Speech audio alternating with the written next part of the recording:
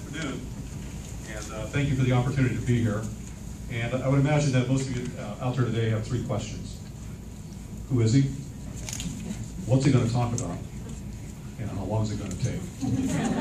Well, unlike some of my colleagues that are involved in the same type of business that I am, and I kind of shudder at the word politician. I consider myself more of a representative. But my job is to listen, not talk. And when I was preparing my speech with the help of my legislative aide in Columbus, I had quite a few bullet points. But I'm going to tell you right now, I'm going to put those aside because I want to talk about experience. And first, I want to take the opportunity to thank Superintendent Lupi for the opportunity to be here, for Director Martin for making the trek up from Columbus, and Director Miller. It's good to see you. I see John once in a while in Columbus. Kevin, I haven't had the opportunity to meet. But I also want to thank Erin Jones. She has been very busy and very cooperative and communicative in getting me down here on multiple occasions. And I don't know if you saw when I came in that I had a painting in my hand from Katie, who is a student here, who we had a painting on display in my office in the Reich Tower. And what I did is we went to special steps to have this actually put in the marble. I don't think I made too many friends on that. But it was in the hallway coming down to my office.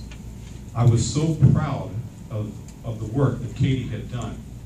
And it just happened to be the name of the painting was Al, the Owl.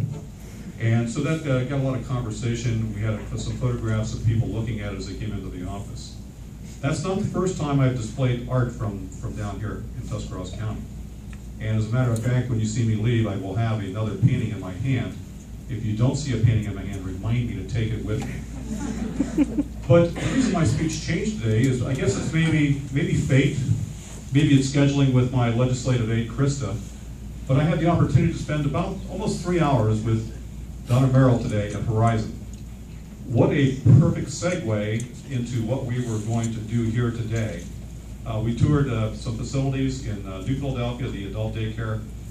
We also went to the group homes in Bolivar. And Donna and I had a chance to talk over lunch about what's working and what's not working. And I think that's one of the most important things as a state representative. Listen. Donna asked me today, she said, well, Al, how much time do you have to spend in the district? Well, we're on recess right now. And I think it was in the Times Reporter on Sunday, there was a political cartoon that said, you know, what did I do on my summer vacation? It said I went to the beach 3 times. It said that I played with friends and that I collected a salary. Well, I explained to Donna, I have been in the district about 5 days per week. And that includes weekends, and there's very few days where I'm not out here, because how am I going to represent you in Columbus? How am I going to get the message across that we need programs like Employment First?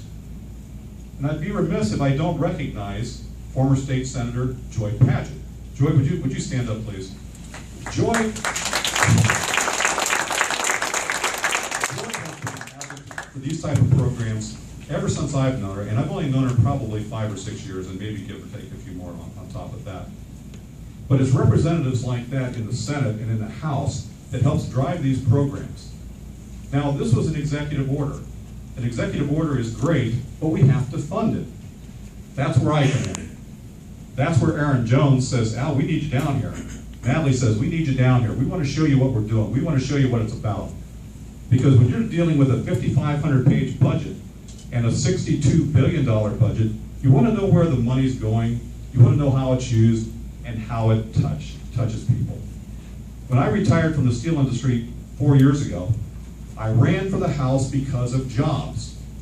And it wasn't to employ 95% of the population or the constituents in the 98th district. It's to employ 100%. My goal is to give you the opportunity to move forward, to work with the private sector, develop your skills, and have a great career. Thank you for the opportunity to be here, and God bless you.